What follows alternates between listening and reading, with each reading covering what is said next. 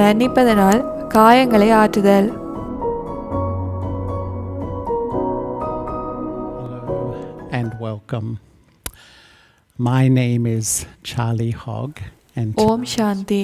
we're exploring the topic எனது பெயர் Charlie hack. நாம் இன்று மன்னிப்பதனால் காயங்களை ஆற்றுதல் என்பது பற்றி கலந்துரையாடுவோம். இந்த தலைப்பு குறித்து ஆராய்வதற்கு முன்னர் என்னை பற்றி சிறிது கூறலாம் என நான் நினைக்கின்றேன். நான் ஆஸ்திரேலியாவின் மெல்பர்னில் வளர்ந்தேன். இந்த நிகழ்ச்சியை பார்க்கும் பலரைப் போலவே நானும் சிறிய வயதில் இருந்தே ஒரு உண்மையை தேடுபவராக இருந்தேன். நான் சிறிய வயதில் கவலை நிறைந்தவராக இருந்ததே இல்லை. ஆனால் எனக்கு கிடைத்த பௌதிக விடயங்களை விட வாழ்வில் ஏதோ ஒரு உயர்ந்த கருத்து ஊடுருவி இருப்பதை உணர்ந்தேன். நான் பல்கலைக்கழகம் சென்று கட்டுமானம் சம்பந்தமாக கற்றேன். ஆனால் வாழ்வின் மேலதிக அர்த்தத்தை கண்டடைய வேண்டும் என்ற விருப்பம் மேலும் உறுதியாகவே உருவாகியது. எனக்கு 24 வயது இருக்கும் பொழுதோ நான் கோலாலம்பூருக்கு சென்றேன். பல வருடங்களாக தென்கிழக்கு நாடுகள், இந்தியா, மத்திய கிழக்கு நாடுகள் மற்றும் ஆப்பிரிக்கா, ஐரோப்பா என பல நாடுகளுக்கும் பயணம் செய்து பல மதசார் சமூகங்களுக்கு இடையே வாழ்ந்து வாழ்வின் மேன்மையான நோக்கத்தை கண்டடைய விரும்பினேன். நான் சீக்கியர்கள், பௌத்த மதத்தை சார்ந்தவர்கள், முஸ்லீம் என பலதரப்பட்டவர்களுடன் வாழ்ந்தேன். ஹிமாலயத்தில் யோகிகளுடன் வாழ்ந்து பார்த்தேன். இந்தியாவில் தலை லாமா அவர்களின் ஆசிரமத்திற்கு சென்றிருந்தேன். மத்திய கிழக்கு நாடுகளில் பெல்ஜியத்தில் கிறிஸ்தவ மதத்தினருடன் வாழ்ந்தேன். அனைத்து மதங்களையும் நேசித்தேன். ஆனால் ஒரு இறை அனுபவத்திற்காக ஏங்கினேன். ஆன்மீக விடயங்களை அனுபவத்தில் கொண்டு வருவதற்கான வழியை தேடினேன். நான் லண்டனில் வாழ்ந்த பொழுதோ பிரம்மகுமாரிஸ் அமைப்புடன் தொடர்பில் வந்தேன். நான் பிரம்மகுமாரிஸ் அமைப்பின் உறுப்பினர்களை பார்த்த பொழுதோ அவர்களுடைய தெய்வீக அதிர்வுகள் என்னை ஈர்த்தது. அவர்கள் எதிரையோ அனுபவம் செய்துள்ள உணர்வு எனக்கு ஏற்பட்டது. இது நடைபெற்றது 40 வருடங்களுக்கு முன்னராகும். நான் இன்னும் அந்த ஆன்மீக பயணத்திலேயே உள்ளேன். என்னுடைய ஆன்மீக வாழ்வின் பெரும்பகுதி என்னை நானே மன்னித்தல், அத்துடன் இறந்த காலத்தை கைவிடல், மேலும் பிறரையும் மன்னித்தல் என்பவற்றை உள்ளடக்கியது.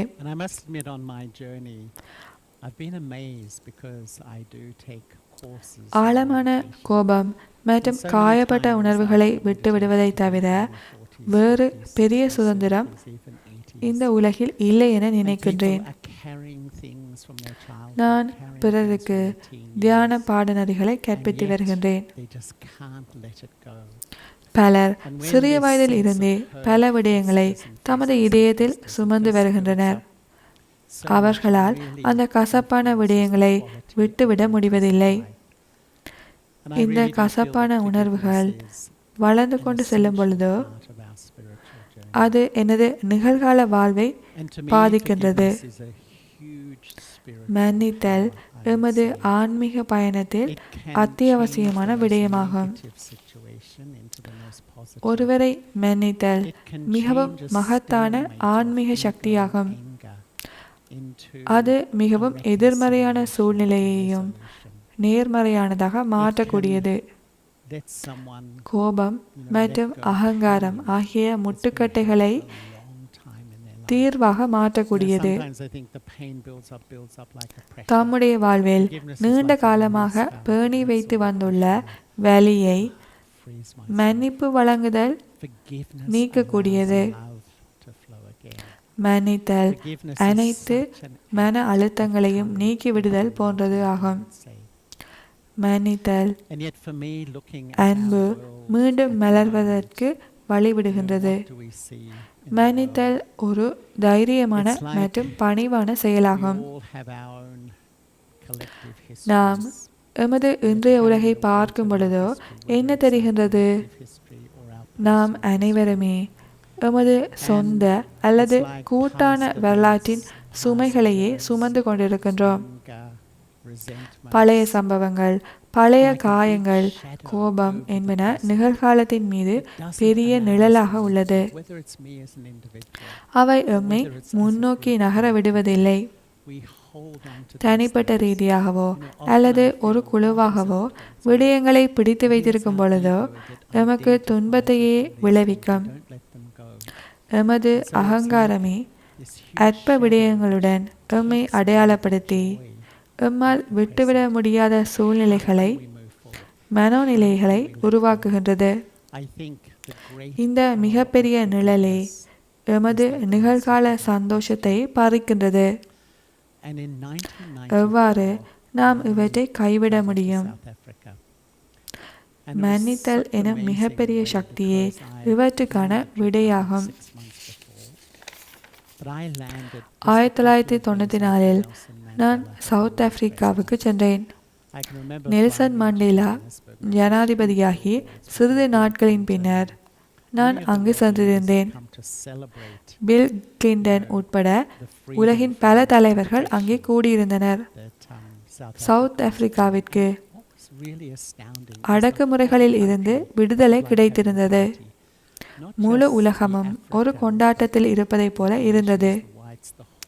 அங்கு ஆரஞ்ச் ஃப்ரீ ஸ்டேட்டில் பிரம்மகுமாரிஸ் அமைப்பின் ரிட்ரீட் ஒன்றுக்கு சென்றிருந்தேன். அங்கு கோதுமை பயிர்ச்செய்கை நிலங்கள் ஆங்கிலேய விவசாயிகளால் பயிர்ச்செய்கைக்கு உட்படுத்தப்பட்டிருந்தன. நாங்கள் 30 நபர்கள் அங்கே தங்கியிருந்தோம். அதன் உரிமையாளர் எங்களை உள்ளே அழைத்து செல்லும் பொழுதோ 2 புறங்களிலும் உலோக கோபுரங்கள் காணப்பட்டன. படிக்கட்டுகளின் வழியே மேலே சென்று உச்சியில் ஒரு பெட்டி காணப்பட்டது. நான் கேட்டேன், அதில் என்ன உள்ளது? அவர் கூறினார், அதன் உச்சியில் எமது விளைநிலங்களின் ஆவணங்கள் உள்ளன.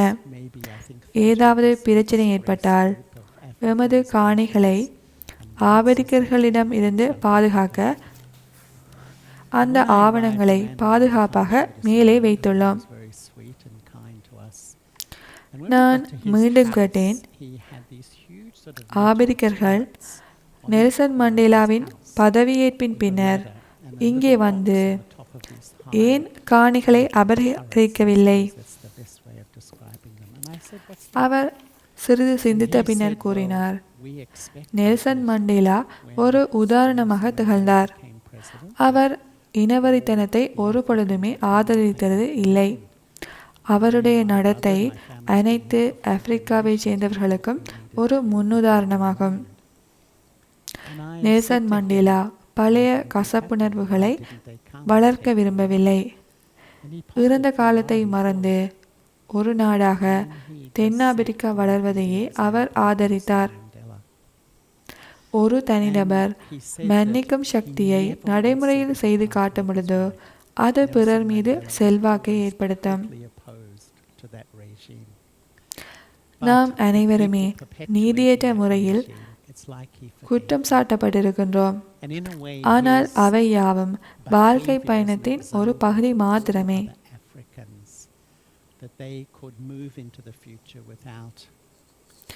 நாம் எவ்வாறு இவற்றை முகம் கொடுக்க வேண்டும்? இங்கு ஆஸ்திரேலியாவில் யூரோப்பில் வாழ்ந்த ஒரு மனிதரை சந்தித்தேன். அவர் தனது குழந்தை பருவ நாட்களை குறித்து அதிக கசப்பான உணர்வுகளை கொண்டிருந்தார். அவருக்கு யூரோப்பிற்கு திரும்பி செல்ல விருப்பமில்லை.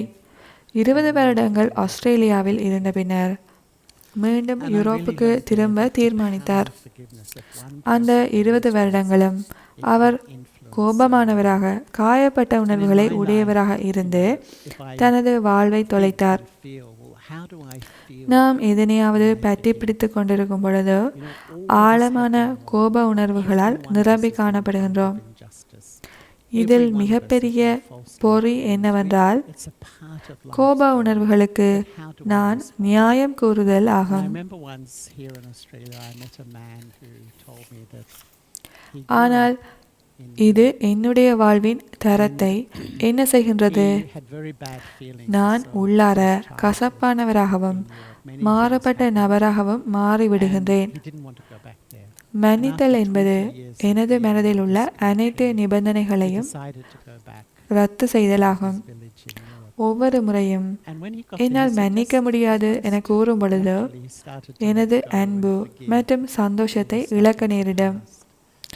அன்பு மற்றும் சந்தோஷத்தை வெளிப்படுத்தும் பொழுதே நாம் ஆரோக்கியமானவர்களாக மாறுகின்றோம். ஒவ்வொரு முறையும் நீங்கள் இதனை செய்தீர்கள், உங்களை நான் விரும்ப மாட்டேன். நீங்கள் அதை செய்தீர்கள், உங்கள் மீது அன்பு செலுத்த மாட்டேன். இவ்வாறு கூறி என்னை நானே தாழ்த்திக் கொள்கின்றேன். மன்னித்தல் என்பது எனது வாழ்க்கையின் தரம் குறித்து நான் எடுக்கும் முடிவு ஆகும்.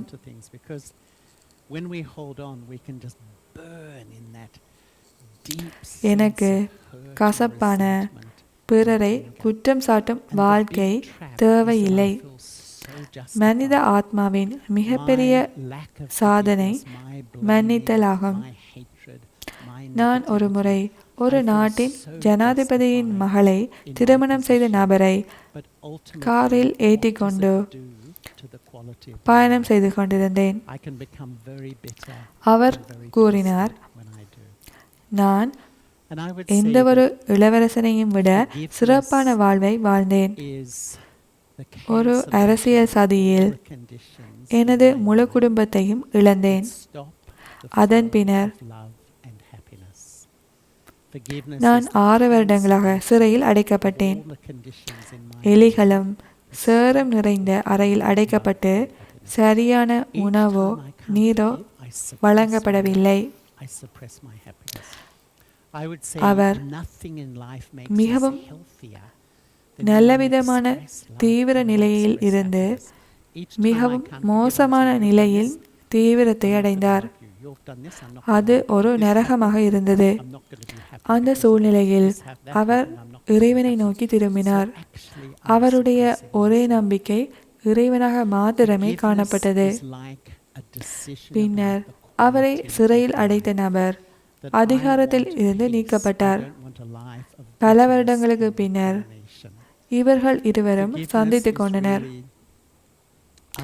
என்னுடன் காரில் பயணித்துக் கொண்டிருக்கும் நபர் தம்மை சிறையில் அடைத்தவரிடம் கூறினார், நான் உங்களை மன்னிக்கின்றேன்.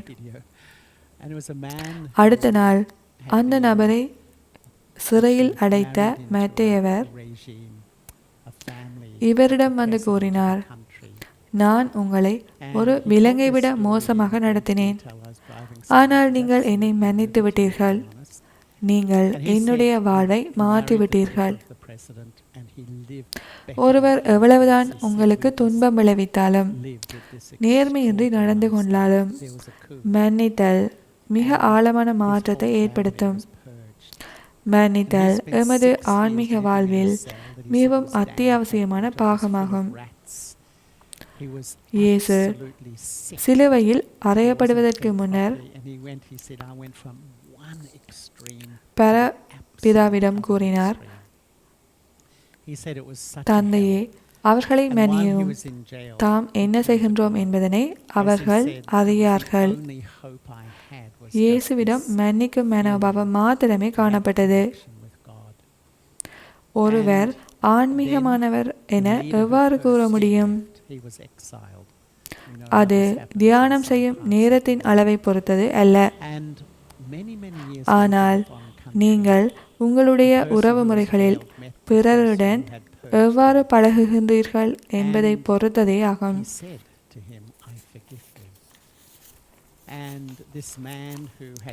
எனது சொந்த அனுபவத்தில் இருந்து கூறக்கூடியது என்னவென்றால், நான் பிறரிடம் எதிர்மறையாக செயற்பட்டால், பிறரது பலவீனங்களை மனதில் சிந்தித்தால், அவர்கள் செய்த செயல்களை அவர்களுக்கு எதிராக பிடிமானமாக பயன்படுத்தி துன்பத்தை ஏற்படுத்தினால், உள்ளார நான் ஆன்மீகமானவராக இருக்க முடியாது.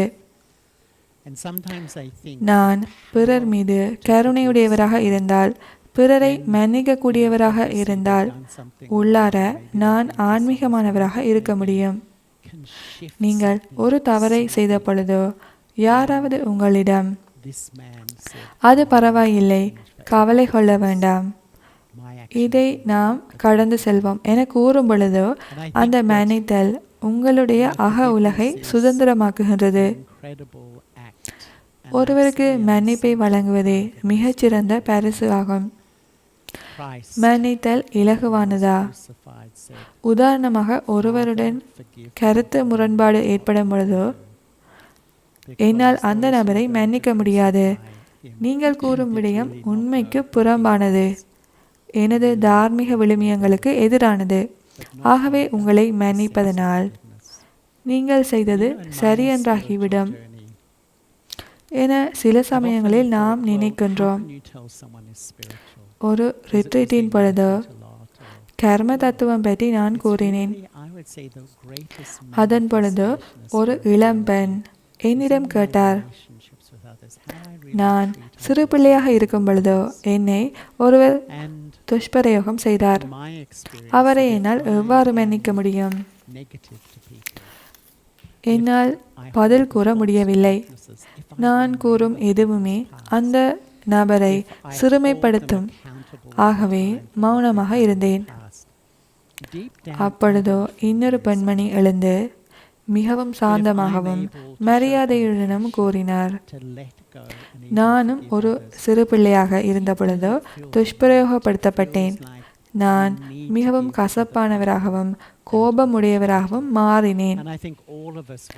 ஆனால் நான் வளர்ந்து ஒரு பெரியவராகிய பின்னர் எனது வாழ்வை நானே கெடுக்கின்றேன் என உணர்ந்தேன்.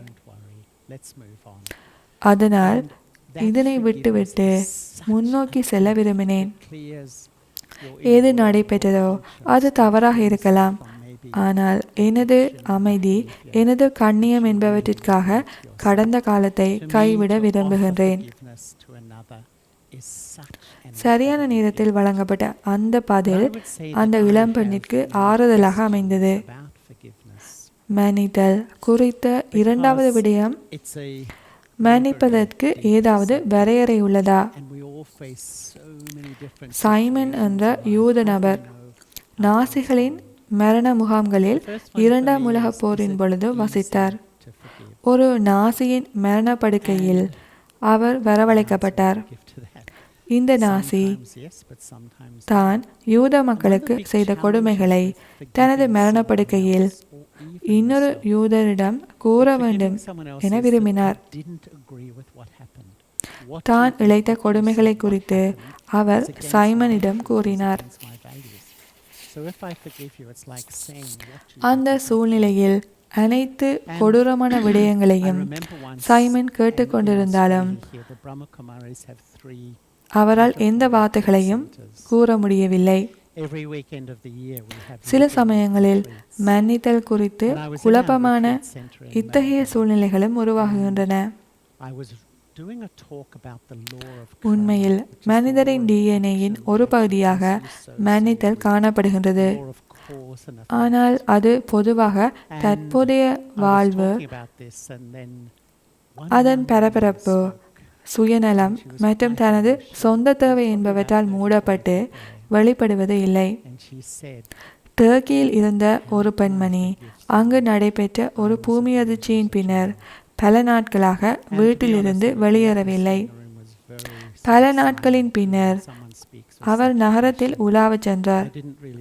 அப்பொழுதோ 2 கார்கள் விபத்துக்குள்ளாகின.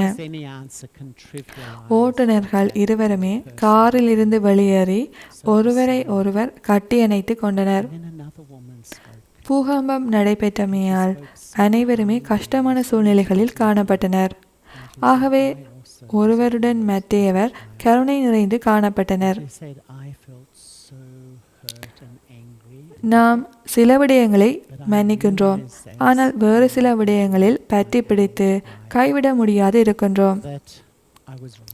மேலும் ஒருவரை மன்னிப்பதற்கு அவரை நாம் சந்திக்க வேண்டுமா? to say it wasn't சில right what happened, உறவுகளில் but for உடைவு my காணப்படும் பொழுதோ for my அங்கே future, குணப்படுத்துவதற்கு for my பௌதிக dignity, ரீதியாக அதிகம் செய்ய it முடியாதிருக்கும். was just an amazing scene that the perfect answer மெல்பர்னில் came for that உள்ள young woman, and she felt எனது ஒரு so நண்பர் supported தமது when she heard that. நெருங்கிய நண்பருடன் பிரிவு ஏற்பட்டமை பற்றி என்னிடம் கூறினார். You know, we feel, well, அவர்கள் I forgive, பல but வருடங்களாக just saying, well, what you did was பேசிக்கொள்ளவும் okay, இல்லை. I still don't feel it was okay. என்னுடைய நண்பர் ஆன்மீக Another பாதையில் question முயற்சி that செய்ய comes is, தொடங்கினார். are there limits ஆன்மீக to பாதையில் forgiveness? பயணிக்கும் பொழுதோ Is there ways to தீர்க்கப்படாத பல forgive? And விடயங்கள் I குறித்து remember once hearing Simon நாம் மீள Wiesenthal, சிந்தித்து who was பார்க்கின்றோம். in one of the செய்யப்பட்ட Nazi தவறுகள், death camps. He was பாதிப்புகள் Jewish அவற்றை கைவிட்டு in the Second முன்னோக்கி World செல்ல War. வேண்டி விரும்புகின்றோம். And we all இவர் know தனது about that நண்பருடனான unpleasant உறவுமுறை பற்றி history. மீள சிந்தித்து பார்த்தார். And Simon our said that தனது one day he was மனதில் summoned to the bed நான் of a dying சரி Nazi. ஆனால் நீ பிழை என்பதனை ஆழமாக This பிடித்து Nazi வைத்திருந்தார். wanted to தனது வீணான confess பிடிவாதத்தை what he our had done to கைவிடும் Jewish முயற்சியை people. செய்த பொழுதோ He was dying. அவர் லேசாக He had a உணர்ந்ததுடன் burden on his conscience அவரது of his own நண்பர் behavior. தொலைபேசியின் ஊடாக இவரை தொடர்பு And so கொண்டார். Simon was, you know, forced to பொதுவாக sit down and நாம் listen.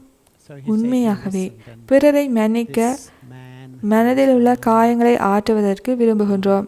spoke of all the ஆனால் atrocities மனதின் he had ஆழத்தில் committed against அகங்காரம் Jewish கூறுகின்றது, நான் people. சரி And Simon நீ said, I கூறுவது listened, I didn't தவறு. say one word of forgiveness or இத்தகைய compassion உணர்வுகளை against him. பிடித்து வைத்திருக்கும் பொழுதோ And he எம்மால் later said, I உண்மையாகவே was in this room குணமாக thinking this முடிவதில்லை. man was dying.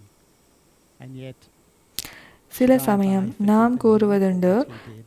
At that point, மன்னியுங்கள், he sort of மறந்து couldn't விடுங்கள். really move himself to speak or say anything. So sometimes it is a challenge for us. Are there limits to forgiveness?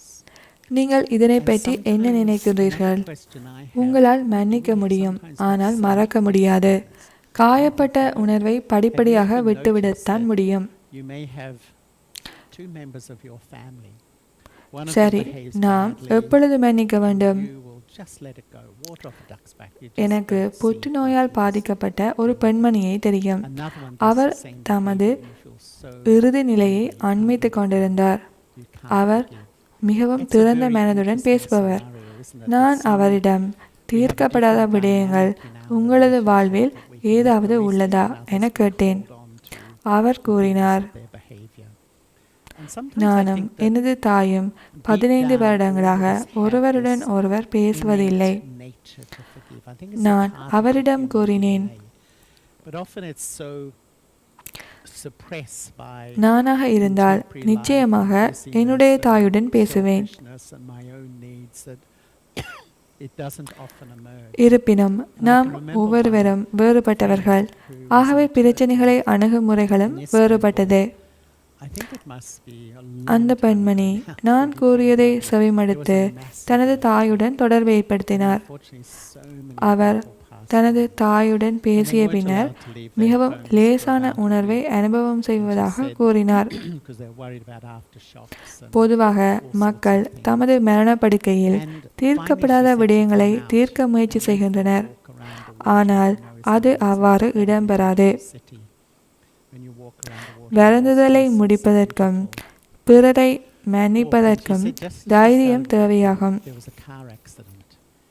And she எனது said மனதில் உள்ள mostly there தீர்க்கப்படாத people உணர்வுகளை lose temper, கைவிடும் get பொழுதோ out and there's a big argument ஆன்மீகமான and முன்னேற்றம் இடம்பெறும். And these two men got out of their cars, they went up to each நம்முடைய other. சந்தோஷம் மற்றும் அமைதியை பாதிக்கும் விடயங்களை He said it was the most கைவிடுவதில் extraordinary thing to see. நாம் எந்த அளவிற்கு That கவனம் because of what செலுத்துகின்றோம். everyone had been through, ஒவ்வொரு முறையும் everyone was என்னால் suffering. மன்னிக்க That முடியாமல் compassion, இருக்கும் that பொழுதோ empathy was there. எனது So that அன்பான forgiveness மற்றும் helped them சந்தோஷமான respond. இயல்பை These தாழ்த்துகின்றேன். things happen in life. And so sometimes நான் எந்த அளவிற்கு சுத்தமாக we இருக்கின்றேன், forgive in certain எவ்வளவு situations, காலத்திற்கு forgive in இந்த certain காயப்பட்ட environments, உணர்வுகளை forgive சுமந்து certain கொள்ள people, இருக்கின்றேன். but we even hold on இந்த to வகையில் things சுய that பரிசோதனை we செய்யும் பொழுதே And எம்மை another சுதந்திரமாக்க question I வேண்டுமென்ற sometimes think, உணர்வு do you உருவாகும். need to see somebody to forgive என்னை them, அமைதியாக்க, to talk to them? என்னை குறித்து Because பிறரை குறித்தும் sometimes, கொண்டுள்ள unfortunately, குழப்பங்களை fractured மனதிலிருந்து relationships, அகற்றி